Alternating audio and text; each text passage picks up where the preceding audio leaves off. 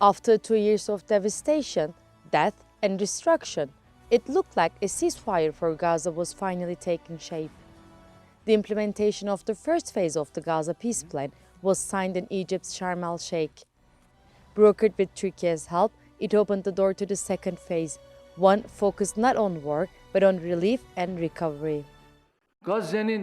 Rebuilding Gaza will likely take years. There will be a reconstruction period and a rehabilitation period, and Turkey has an important role to play here. Of course, we will discuss and debate this with the Gulf countries, and primarily with the US, and decide what steps to take. But despite all this, we find the ceasefire in Gaza, after 2 years of suffering, massacre and oppression, to be very valuable. Turkey has been one of Gaza's most vocal backers. It was also one of the countries sending the most humanitarian aid to Gaza, while also repeatedly calling for an immediate end to the fighting. Close coordination with Washington helped turn diplomacy into a deal. And you've seen me do things with President Erdogan and Turkey that nobody else could have done. We're not going to have a problem. He's done a fantastic job. I'm with him.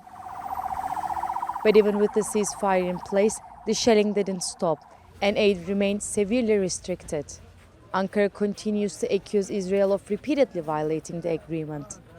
Attention is now turning to the second phase of the ceasefire, which is expected to focus on post-war security, including plans for a multinational peacekeeping force in Gaza. President Recep Tayyip Erdogan says any proposed international stabilization force, as the peacekeepers are called, will struggle to gain legitimacy without Turkey's involvement.